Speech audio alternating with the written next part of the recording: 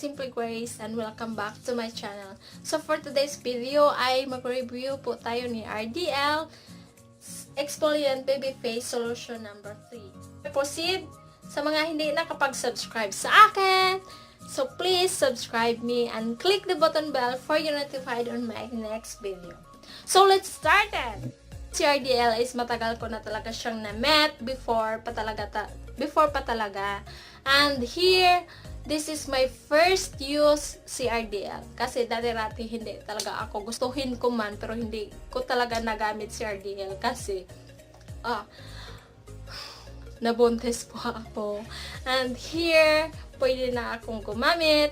And, ito si RDL is matagal ko na talaga siyang binili sa Market Drug is below 50, something like that. Or 40. Ito po natin yung packaging ni RDL. So, ito po si RDL, 30 ml, nakabato lang po siya. And here, something orange and there below is white. So, I will show you the proper use of RDL. And meron pong warning si RDL. Should not be used longer than 2 months. So, kailangan kung paggagamit po tayo nito is, hindi po tayo lalagpas ng 2 months. And do not apply to broken skin. Kung mayroon po tayong mga sugat or mga broken skin sa ating face or something in neck, hindi po tayo mag-apply kasi para hindi po interact or something na masusunog or something na maano yung skin natin. And then, do not use to treat more than 10% of the total body surface. So, kailangan hindi po tayo lalagpas ng 10% sa pag-apply nito, and then should not be used by pregnant women. So, hindi po talaga allow yung mga buntis dyan, yung mga pregnant na gumamit nito para hindi po maano si baby or maapektuhan kasi ito po is mayroon po siyang matapang na chemical na hindi po maano si baby. And then, should not be used on children 12 years old below. So, yung mga 12 years old below na anak natin or mga pamangkin, alamin po natin kung ano po nilalagay sa mukha nila na hindi po masyadong matapang sa kanilang face. Kasi ito po is hindi pa talaga appropriate or allow sa skin nila kasi masyadong hindi pa masyadong ano pa yung sensitive, masyadong ano pa talaga yung skin nila. So, ano bang content ni RDL? So, each ml contents is hydroquinone 40 mg. Ano ba si hydroquinone? Si hydroquinone pala is a chemical na hindi naman talaga wala naman talagang evidence na nakakasira si hydroquinone sa humans. And then, ito pala is, yung result pala nito is, naglalighten skin si hydroquinone. And then, pinkness and dryness in the first use. So, yung bagong gamit pa nito is, siya po yung nagbibigay ng redness sa ating mukha, and then, dryness, yun talaga. Pero, sa hydroquinone talaga is, naglalighten skin talaga siya. At saka, si hydroquinone is, yun ang nagbabawas ng melanin sa ating skin. So, ano ba talaga si melanin? Si melanin is pigment skin na yun ang nagbibigay ng brown skin sa atin. So, ito si hydroquinone, nililesen or dinidecrease niya yung melanin na mayroon sa ating skin. So, yun ang trabaho ni hydroquinone. So, ano ba ang result? So, ano ba, nakakatulong ba talaga si RDL sa akin? Yes, talaga nakakatulong talaga siya. Yung result talaga ni hydroquinone sa akin is, naglalighten skin yung face ko, and then, namamalat yun. Yan something. Yan, nakikita nyo, namamalat ako. 2 to 3 days is talagang mayroon talagang peeling process or namamalat dito sa mukha ko at saka sa neck. So ito na yung gamit ko is 5 days. Yan, nakikita nyo, konti na lang yung laman RDL ko, hindi na talaga siya puno. Ayan, dito na lang siya hanggan kasi sinasali ko rin si neck at saka ito yung batok ko. So, ayan, nakikita nyo, as you can see, mayroon siyang pumamalat. Ayan. Hindi siya masyado pamalat. Hindi na siya masyado. Unlike past ito. So, ang pag-apply lang po nito is kailangan po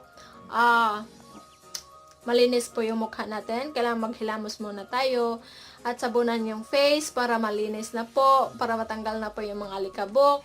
And after that is RDL na yung next. Ayan, yung proper po ng paggamit is ganyan lang po. Ayan, dito pa upward and kailangan hindi po para hindi po malaylay yung mga here, yung mga ano natin. So, ano po yung RDL?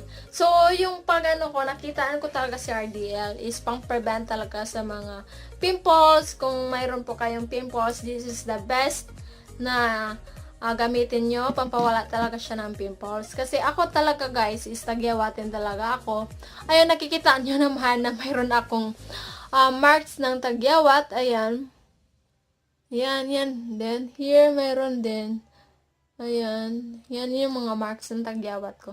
Which is, nagbabanish po sila. Nawawala na po yung mga tagyawat ko. And also my white heads and my black heads. So, ito yung ilong ko is marami talagang white heads dyan. And, yan. Yan. Kumukunti na siya. Pero meron pang naiiwan na white heads. Ayan, nakikita nyo. Yan. Yan, at saka yung mga blackheads. So, yan, pag which is sobrang,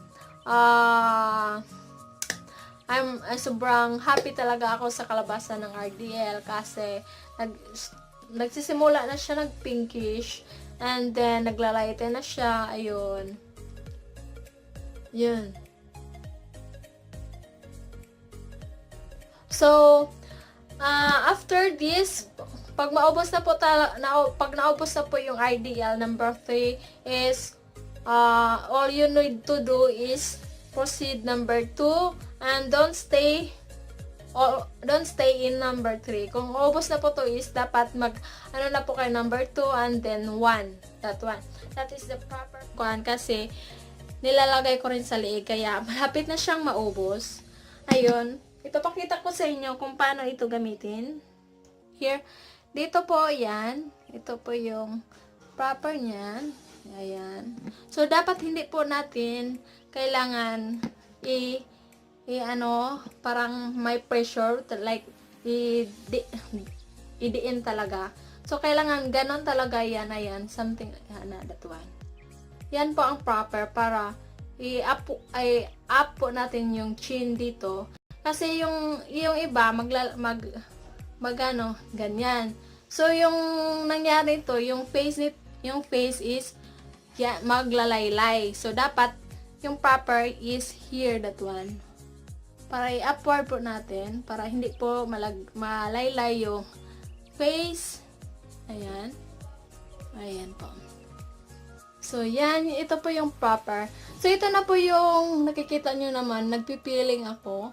So, mga 5 days na ako naglagay. So, sobra yung 2 to 3 days, sobra talaga yung nagpipil ako, yung namamalat. Yan, nakikita nyo sa ilong ko. Yan. Ayan. Yan. So, ganyan lang po ang natin sa RDL. Ayan. Tsaka sa ilong ko pala is marami akong blackheads kaya naglagay ako nito para pampatanggal kasi ito ng blackheads at saka nakakalighten ito ng skin sa ating face. And then sa mga pimple marks, marami din akong pimple marks. Ayan. Naglalighten na siya, nakikita nyo. Ayan. At saka dito, nagpipinkish na yung ko dito. At saka here, hindi pa masyadong naglalight. Ayan. And then, ayan. So,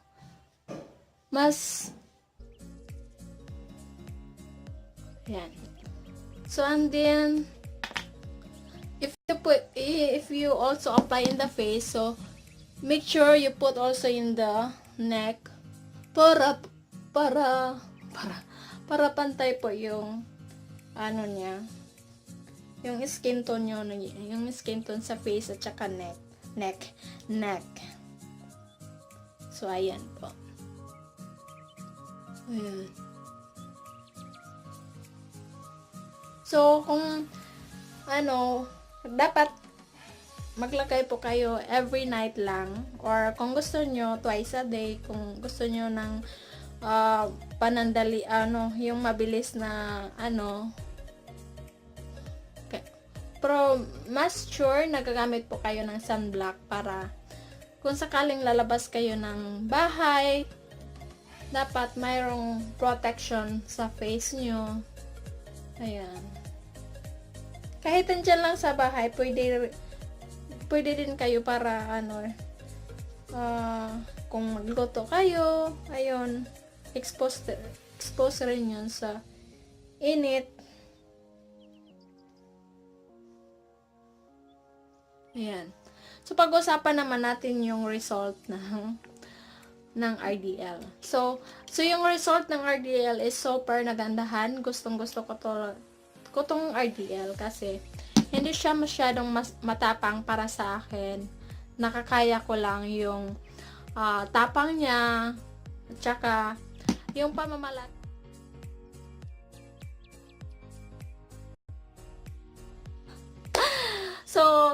So guys, ito lang po yung guys na masishare ko so ngayon. So kung if ever na itong video na to naka-help sa inyo, nakatulong sa inyo, so please don't forget to subscribe and help me to subscribe and click the button bell para magkita-kita po tayo on my next video. So bye-bye!